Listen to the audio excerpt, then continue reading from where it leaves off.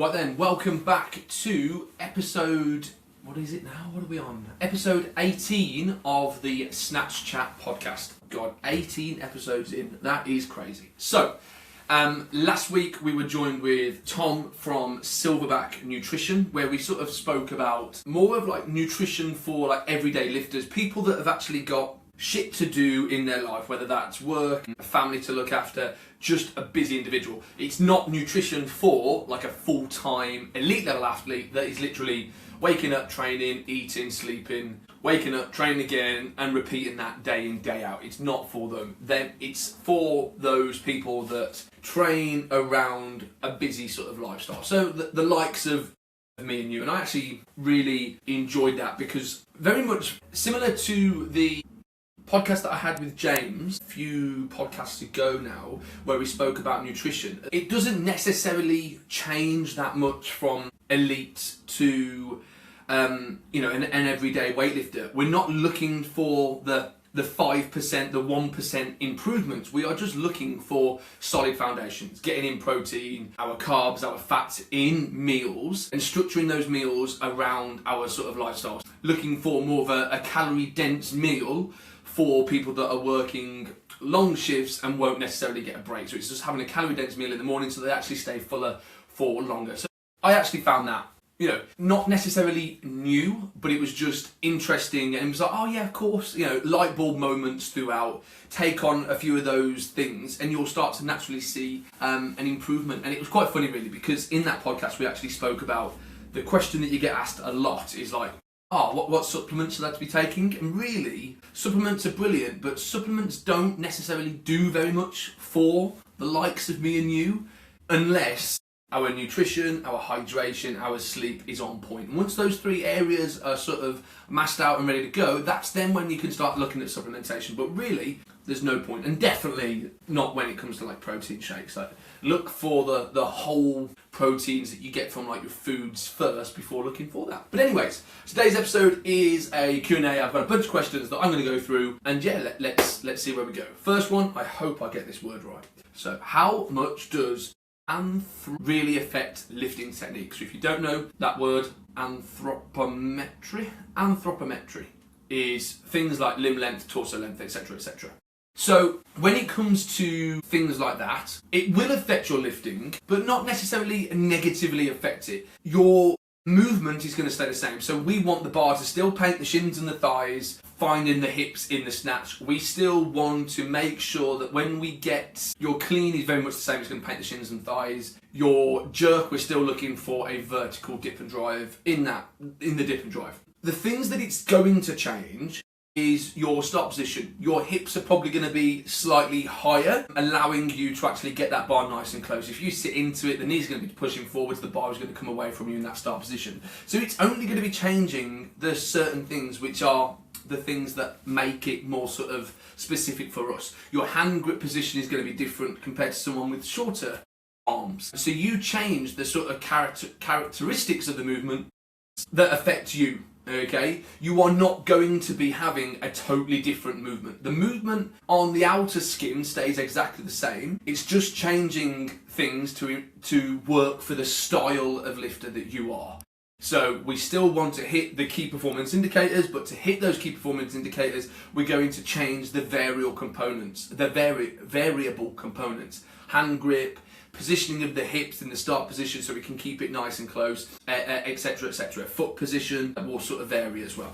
But yeah, I wouldn't look at it as like this is going to negatively affect it. Yes, weightlifting or the snatch, weightlifting in general is better suited for the shorter, stockier lifter, but that doesn't mean that it wipes out everybody else that sort of that competes in weightlifting. You can still compete and be tall and slim. You just change those styles that I've just been speaking about to marry up to the key components of the snatch, clean and split jerk so you can execute an efficient lift really. Question number 2. What role do paused variations really play in developing strength? So, pausing at various positions in the snatch and the jerk, and even in the the snatch and the clean, and even in the jerk, pausing in the dip, etc., etc., is looking at improving positional strength. So, for example, if you were pausing in or just above the knee in the snatch, we are looking to try and build strength and even probably a little bit of confidence in that second pull of the movement. If you're pausing 1 inch off the floor, that might well be because you're finding that your hips are shooting in that start position, pulling you out of line. Pausing 1 inch off the floor is holding you in that perfect position that you want for the rest of the movement. But really, pausing in the movement is just looking at developing strength in the areas where you're leaking energy or you're lacking the efficiency, making the second part of the lift harder. So you might find that you pause in the dip if you find that you rush the dip and drive and you're actually losing control of that bar. Pausing in the dip reinforces the weight through the centre of the foot, forces me to stay nice and vertical as I drive out of it, rather than coming up and trying to press. So it allows you that time just to think about getting yourself into that ideal position then to execute the movement. Question number 3. How long should a lifter realistically stay in a strength building phase before pushing the lifts? See,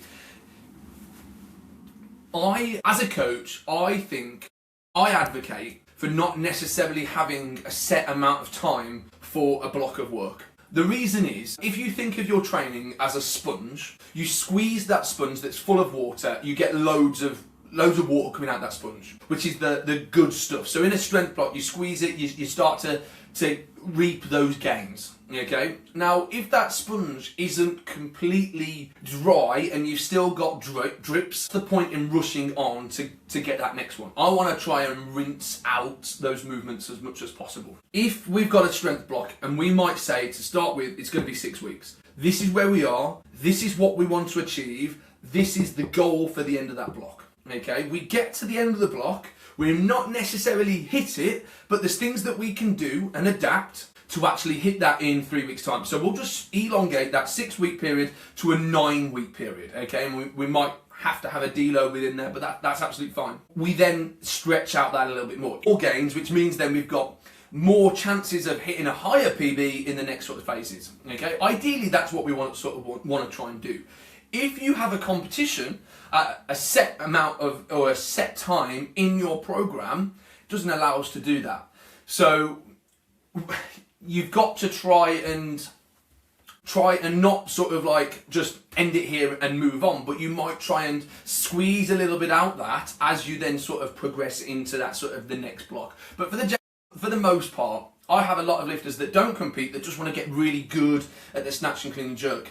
So we will sort of manipulate these cycles a little bit longer, just so we can actually get out as much benefit as possible.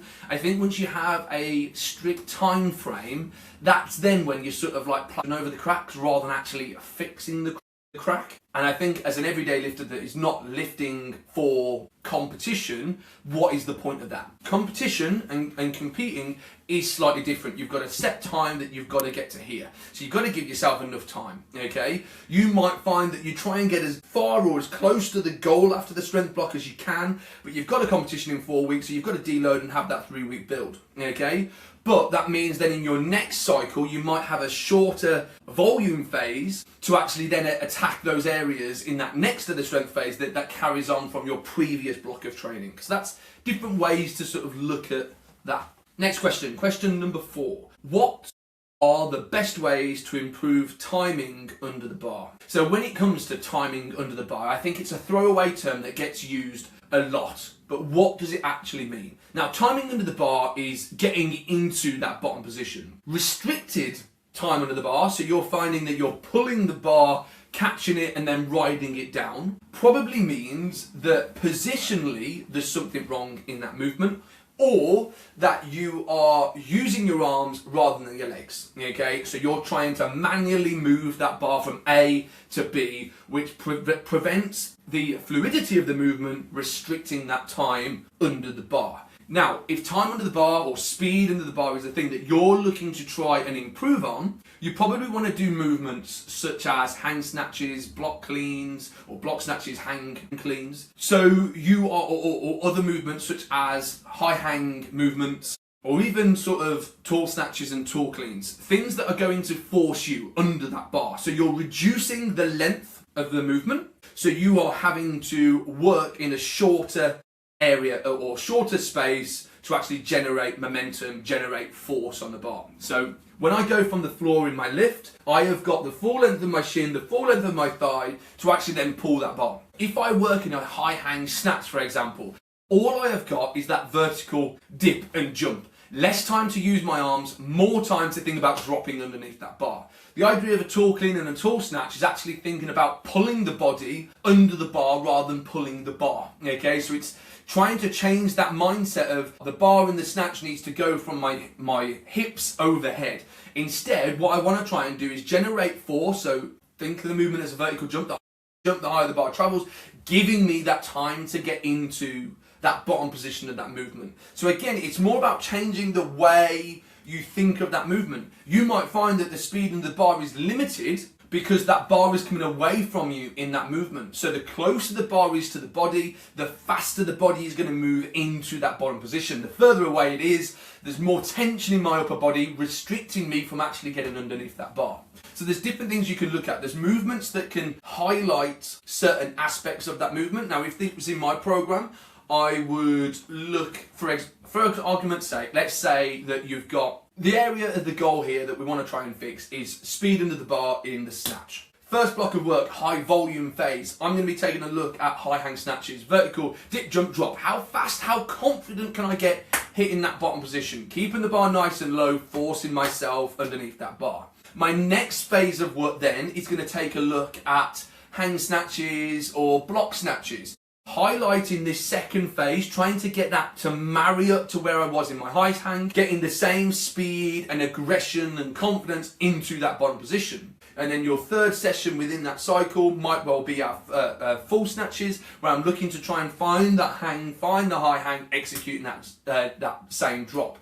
And really, when it comes to it, you've got to think of the snatch and the clean and jerk as just big jigsaws, okay? One piece doesn't fit, doesn't mean that we need to try and revamp this whole thing. We just look at, okay, what area of this movement was sort of out, okay? We're coming out of position in this hang snatch, so we're going to highlight the hang snatch, do more work around this area so it becomes more of a strength than it is a weakness. Once this is done, we then take a look at the full movement again and go, oh yes, now the bar is staying closer to us, but we need more force underneath that bar. Okay, perfect. Now let's take a look at doing some high block work. So we have just got that short, sharp dip and drive. So we're generating more speed, more power in this top part of the lift. If the lift is coming away at the start position, that's then when you can start to look at pause snatches and maybe even low blocks, okay, or low hangs, to try and see if we can work on that start position so we keep the bar nice and close in the hang, we find the high hang when we drop.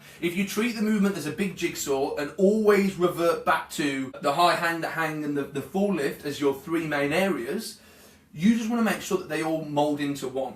The snatch is a hang and a high hang. The hang is always a high hang. The high hang is the same speed as the drop snatch. Everything really wants to try and fit around like a big jigsaw. Question number 5. What are ways to improve speed under the bar? Okay, so I've basically just answered that question in the one before, but if speed is under the bar is an issue, you want to be taking a look at things like tall snatches, tall cleans, high hang snatches, hangs, etc., etc. Trying to work on shortening the length of the movement, so you've got a shorter range to actually build or generate momentum and forcing yourself underneath that bar. You know, that's the only way to execute that movement. The longer the length of that movement, so if I start from the floor, I've got a higher chance of getting my arms to involve to actually pull that bar overhead. Shorten it down, there's less to go wrong, you've got to force yourself into that bottom position. Right then, question number 6. A good cup of tea, that is. Right, question number 6. How should training change when someone is balancing career, family, and lifting? Okay, now this is literally what this podcast and my training philosophy is all about, really.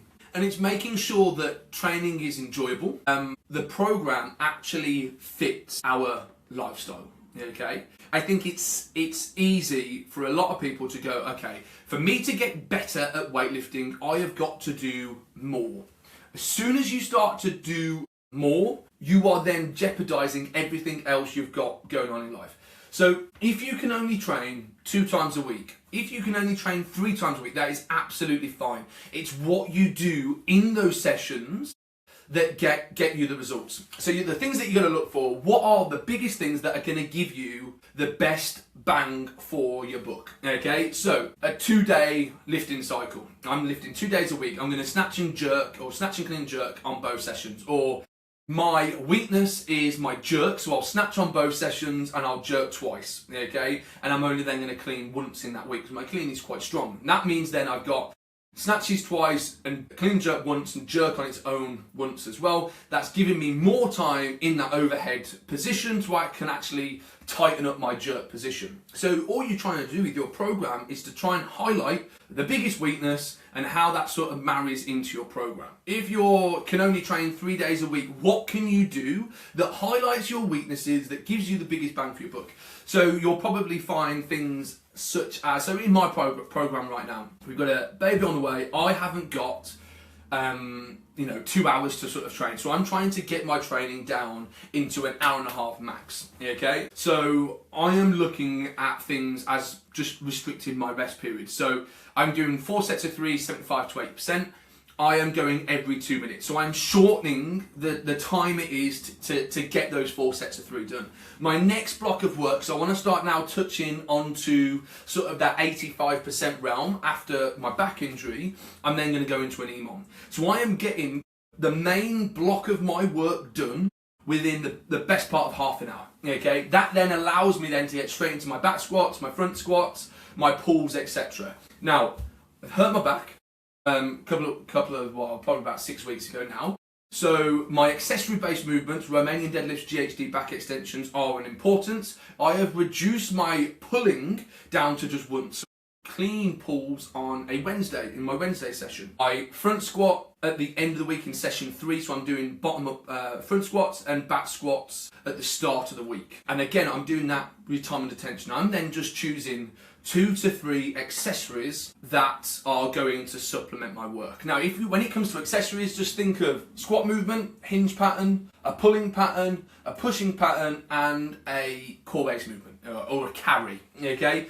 There's 5 components of my accessories. 2 to 3 of those components are going to be hit at the end of each session. And all I do there is I have it more of a circuit-based work, just to keep the rest in between each exercise down. That then again might affect the weight lifted, but I'm still hitting fatigue. So I'm still getting the same stimulus that I would, probably at a lighter weight, than I would if it was 3 sets of 10 and I'm resting 2 minutes in between. I haven't got the time. So it is all just about choosing the things that give you the biggest bang for your buck. Okay, I got someone that does, or we're trying to get them a little bit fitter at the moment. So but they haven't got time on their hands. We want to get good at weightlifting, so we've got a lot of technical work in our program. But then to improve our cardiovascular fitness, we're just doing 6 minutes on the bike. 90-second warm-up, 20-second sprint, it's a 60-minute rest, and they do that 3 times, okay? It's 6 minutes, they've got 3 flat-out sprints, literally balls to the wall, how hard can they go? After that 6 minutes, they are absolutely knackered. Now, there's a lot of research out on this, I think it's called like a 60-second sprint or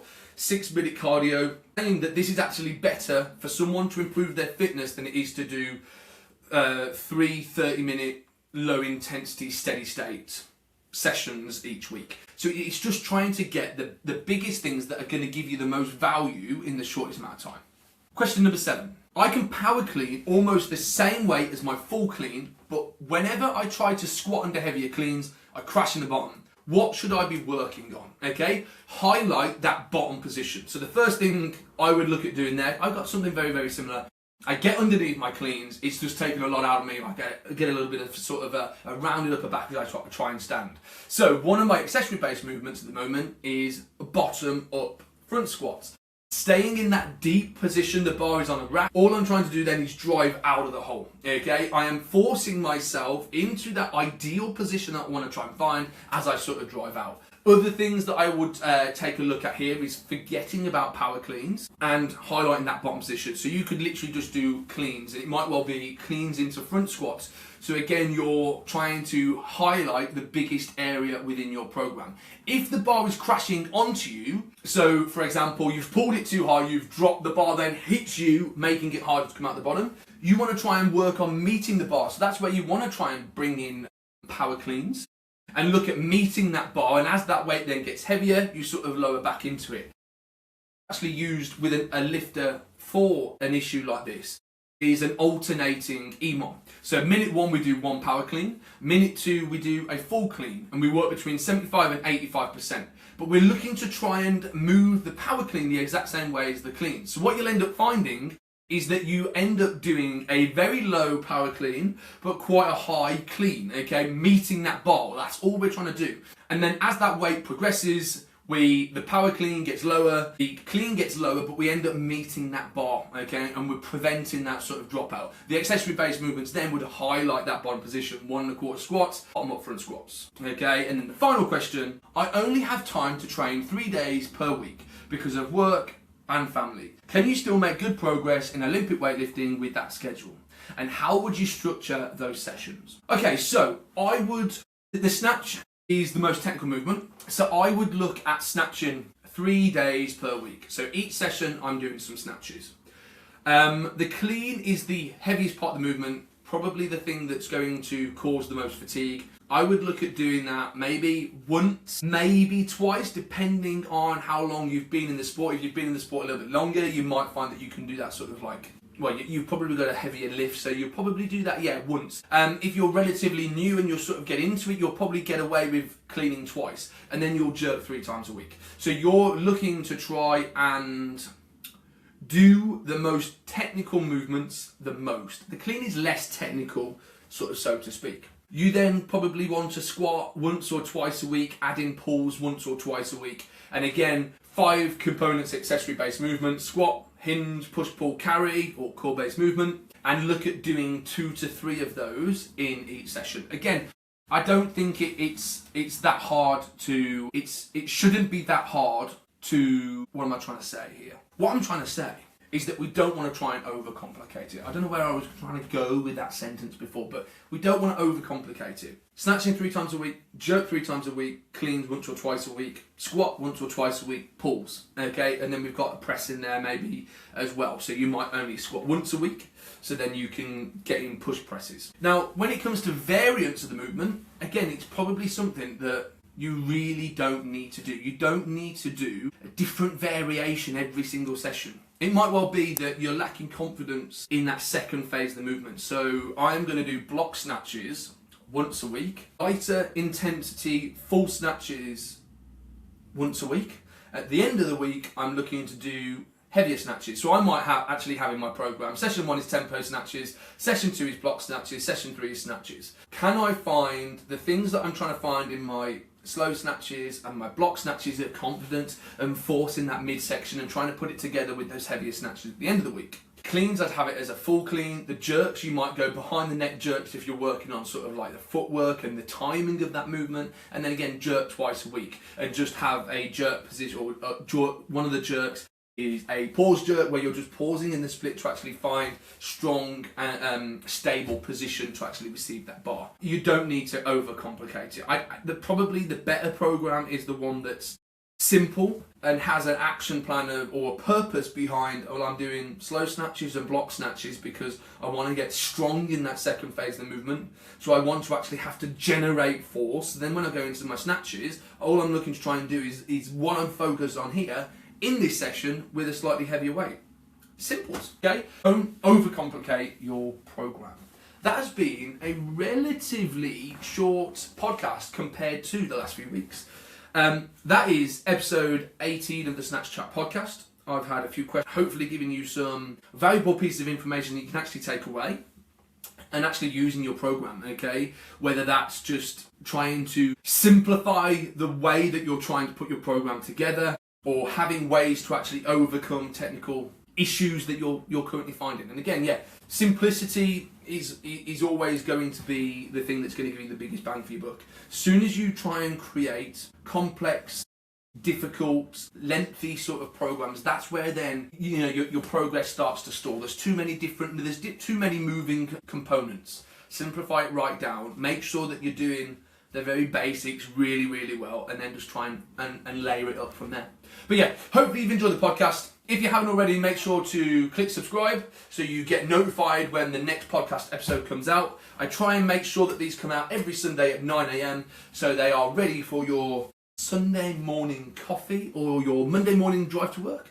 And yeah, make sure to give this podcast a like, or this episode a like, just so then we can carry on filming and getting more content out there. Okay, lovely. I will see you in the next one.